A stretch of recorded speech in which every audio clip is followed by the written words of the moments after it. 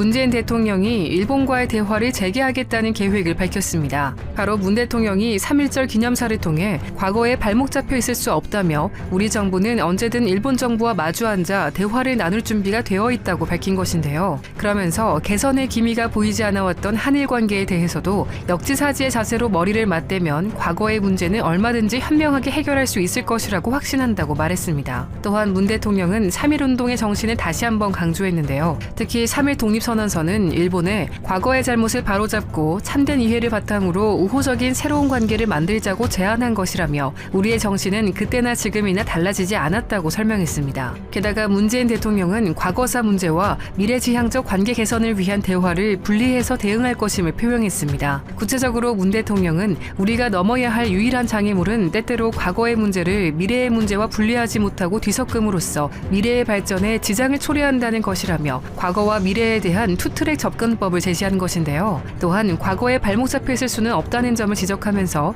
미래지향적인 발전에 더욱 힘을 쏟아야 한다고 강조했죠. 특히 문 대통령은 양국 협력은 두 나라 모두에게 도움이 되고 동북아의 안정과 공동 번영, 한미일 3국 협력에도 도움이 될 것이라면서 한미일 3강연대 강화에도 힘쓸 것임을 시사했습니다. 그런데 사실 지난해 말부터 우리 정부는 몇 차례 일본과의 대화를 시도한 바 있는데요. 하지만 한일 관계는 계속해서 꽉 막혀 있었죠. 실제로 지난달 9일 취임한 정의용 외교부 장관은 모테기 도시미스 일본 외무상과 아직 전화통화를 갖지 못했고 강창일 주 일본 한국대사 역시 지난달 22일 부임한 뒤 스가 요시히데 총리를 포함해 모테기 외무상과 면담하지 못했으며 아이보시 고이치 신임 주한 일본 대사도 정 장관을 아직 만나지 못하고 있을 정도로 한일 외교 라인은 정상 가동되지 못하고 있는 상황인데요. 이에 따라 우리 정부가 일본과의 대화 의지를 거듭 밝혔음에도 일본이 끝내 호응하지 않을 경우 미국의 중재를 요청할 가능성까지 제기됐습니다. 바로 지난달 18일 정의용 장관이 국회 외통위에서 한일 간의 문제는 우리 양국 간에 필요하다고 생각한다면 미국의 도움을 받을 수도 있다고 본다고 말했던 것이죠. 결국 이를 두고 한미일 공조를 중시하는 바이든 정부에 미국의 중재 역할을 기대하는 모습을 내비친 것이란 해석이 나온 바 있습니다. 그런데 이런 상황에서 문 대통령이 일본과의 대화를 추진할 뜻을 공식적으로 언급하면서 일본 언론들은 이를 즉각 속보로 전했는데요. 대표적으로 NHK는 문 대통령이 냉각된 양국 관계에 대해 언제나 일본 정부와 마주 앉아 대화할 준비가 돼 있다고 말했다고 전하면서 다만 위안부 문제와 태평양 전쟁 때 징용을 둘러싼 문제는 직접 언급하지 않고 외교로 현안을 해결한다는 그동안의 입장을 반복하는 데 그쳤다고 분석했습니다. 마찬가지로 교도통신 역시 문재인 대통령이 역사 문제와 분리해 일본과 협력을 추진하겠다는 뜻을 강조했지만 일본 정부를 향한 구체적인 요구나 새로운 제안은 없었다고 분석하면서 위안부 문제와 징용 문제 해결 전망은 여전히 보이지 않는다고 진단했습니다. 또한 니혼 게이자이 신문도 강제징용과 위안부 문제 등 쟁점에 대한 구체적 접근법이 없었다고 분석하는 등 대체로 비판적인 논조를 유지하고 있는 것을 확인할 수 있죠. 하지만 이들과 다르게 일본 최대 일간지인 요미우리 신문은 지난 1월 문 대통령이 신년 기자회견에서 징용 소송에 대해 일본 기업의 자산이 강제 집행돼 현금화되는 것은 한일 관계에 있어 바람직하지 않다면서 외교적으로 해결을 바라는 의향을 보였지만 이번 연설에서 문 대통령은 한국 정부는 피해자 중심주의적인 입장에서 해결책을 모색해 나간다고 말해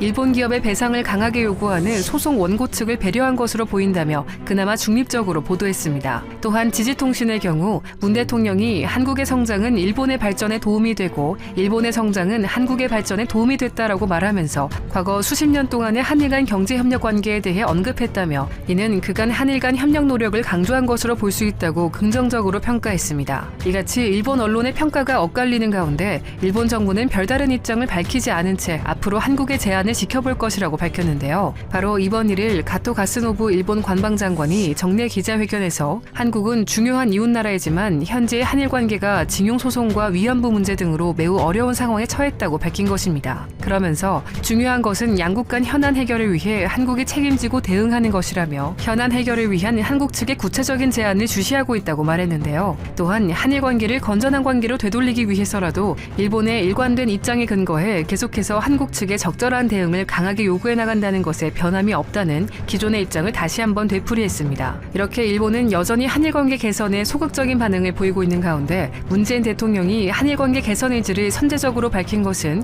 일단 미국 바이든 행정부의 외교정책 기조에 발을 맞춘 것이라는 평가가 나오고 있어 주목을 받고 있습니다. 먼저 앞서 바이든 행정부는 출범 직후부터 한미일 공조를 강조하면서 중국 포위망 구축에 대한 한국의 동참을 요구한 바 있죠. 우리 정부는 미국의 전임 트럼프 행정부 시절 미국과 중국 가운데 당장 한쪽의 손에 들어주진 않겠다는 균형 외교 전략을 구사해왔지만 바이든 행정부에서 다시 한번 시험대에 오른 셈인데요. 특히 문재인 대통령이 바이든 대통령과의 통화에 앞서 시진핑 중국 국가주석과 먼저 통화하면서 한미일 공조에 대한 미국의 압박이 더욱 거세졌다는 평가도 나온 바 있습니다. 하지만 한국과 미국의 외교 안보 라인이 잇따른 통화를 통해 한미 동맹 강화와 한미일 삼국 공조를 더욱 굳건히 할 것이라는 데 대해 동감한 바 있습니다. 실제로 지난 1월 강경화 전 외교부 장관과 토니 블링컨 장관은 한미일 3자 협력 지속의 중요성과 북한 비핵화에 대한 바이든 대통령의 약속을 강조했다고 밝혔었죠. 한편 바이든 행정부 정책에 발을 맞추는 것과는 별도로 문재인 대통령이 이번 3.1절 기념사를 통한 한일 관계 개선 의지를 밝힌 것은 한미일 관계를 넘어 남북 관계와 북미 관계를 바라본 큰 그림이라는 분석도 나오고 있는데요. 특히 전문가들은 문 대통령의 발표에서 한일 간 협력이 동북아 안정과 함께 한미일 3국의 협력에도 도움이 된다고 언급한 부분에 주목하고 있습니다. 이에 대해 전문가들은 한일 관계 개선을 초석으로 남북 문제 등 한반도 정세 안정화 노력을 기울이는 과정에서 미국은 물론 일본과 협력이 필요하다는 점을 강조한 것으로 해석하고 있죠. 한마디로 바이든 행정부가 동북아 문제 해결을 위해 동맹인 한미일 3국 공조를 강조하고 있는 상황에서 우리 정부도 한반도 평화 프로세스를 추진하는 데 절대적으로 필요한 미국의 지지를 끌어내기 위해 일본과의 관계를 선제적으로 해결하겠다는 계획이라는 분석입니다. 한편 문재인 대통령은 이번 3.1절 기념사를 통해 북한을 참여시킨 동북아 평화 프로세스를 위해 도쿄올림픽 성공 개최도 거론했는데요. 이는 지난 2018년 평창 동계올림픽처럼 도쿄올림픽을 북미 간 대화를 푸는 무대로 활용하겠다는 구상이죠. 물론 코로나19 상황이 여전히 불안하지만 우리 정부도 도쿄올림픽이 정상적으로 개최되면 김정은 위원장을 초청해서 남북미가 다시 한자리에 모이는 계기를 만들 수 있다는 것입니다. 따라서 정리하면 한일 관계를 발전시켜 한미일 협력의 토대로 활용하는 동시에 도쿄올림픽을 계기로 북미 간 대화와 남북미 사이의 원활한 소통도 다시 한번 가동해보겠다는 의지로 풀이됩니다. 그런데 도쿄올림픽 개최가 아직까지 불투명한 상황에서 문재인 대통령이 도쿄올림픽을 언급하자 일본 언론도 이에 주목했는데요. 특히 요미우리 신문은 문재인 대통령이 남북관계 개선을 최우선 과제로 두고 있다고 전제하면서 도쿄올림픽 개회식에 각국 정상급을 초대해 북한 문제를 이야기하는 방안도 검토하고 있어 이런 방안에 대한 긍정적 여론을 형성하려는 것으로 보인다고 분석했습니다. 다만 가토 관방장관은 도쿄올림픽 성공을 위해서는 대회에 참가하는 나라와 지역의 이해와 협력이 필요하다며 역시나 기존에 밝혀왔던 입장만을 짧게 강조했습니다. 한편 문재인 대통령은 도쿄올림픽 참여와는 별개로 북한을 국제무대로 다시 복귀시키기 위해 코로나19와 같은 글로벌 이슈에 국제사회가 공동으로 대처할 수 있는 협력체에 북한의 참여를 요청했는데요. 바로 문재인 대통령이 지난해 12월 우리는 미국과 중국, 러시아와 몽골과 함께 동북아 방역보건협력체를 출범시켰다며 일본도 참여를 검토하고 있고 나아가 북한도 함께 참여하기를 기대한다고 밝힌 것입니다. 그러면서 국민의 생명과 안전을 지키기 위한 동북아 방역보건협력체 참여를 시작으로 북한이 영내 국가들과 협력하고 교류하게 되길 희망한다면서 이 협력체는 한반도와 동아시아의 상생과 평화의 물꼬를 트는 힘이 될 것이라며 북한의 동참을 촉구했죠. 또한 한반도 비핵화와 항구적 평화를 위해서도 변함없이 노력할 것이고 전쟁 불용과 상호 안전 보장, 공동 번영이라는 3대 원칙에 입각해 남북 관계를 발전시켜 나갈 것이라며 북한을 향해 대화에 나설 것을 요청했습니다. 특히 지난해 3.1절 기념사에서도 문재인 대통령은 북한을 향해 각종 전염병을 비롯한 비전통적 안보 위협 대응을 위한 보건 분야 공동협력체에 참여하기를 촉구하면서 이는 한반도 평화와 공동 번영의 진정한 독립이자 새로운 독립의 완성이라고 강조한 바 있죠. 물론 문재인 대통령이 밝힌 국제적 코로나19 공동 방역과 도쿄올림픽을 통한 동북아 평화 프로세스 구상에 북한이 호응할지는 아직 미지수인데요. 실제로 당장 북한은 일본을 향한 비난 수위를 높이면서 북일 관계를 개선할 의지가 당장 없다는 점을 드러냈습니다. 이번 3.1절을 맞아 북한이 일제 식민지 항일운동 탄압을 비판하면서 일본을 강하게 비난한 것인데요. 구체적으로 북한 노동당 기관지 노동신문은 강도 일제를 반대하는 3.1 인민봉기가 일어난 때부터 102년이 됐다면서 3.1 인민봉기는 우리나라 민족해방투쟁사에 자신의 뚜렷한 자욱을 남긴 전 민족적인 반일 항쟁으로서 오늘도 전체 조선인민의 기억 속에 역력히 남아있다고 강조했습니다. 그러면서 3.1 인민봉기는 일제에게 빼앗긴 나라와 민족의 자주권을 되찾기 위한 애국투쟁이었다며 그러나 일제는 우리 인민의 정의로운 항쟁을 야수적으로 탄압하는 극악한 범죄적 만행을 저질렀다면서 강도 높게 비난했죠. 또한 노동신문은 세월이 흐르고 세대가 바뀌어도 우리 인민은 3.1 인민봉기자들을 비롯해 나라의 자주독립과 민족의 해방을 위한 정의의 투쟁에 나섰던 애국자들과 혁명가들을 잔인하게 학살하고 식민지 통치 기간 수많은 청장년들을 노예로 만들고 살해한 일제의 안보 조약을 절대로 잊지 않을 것이며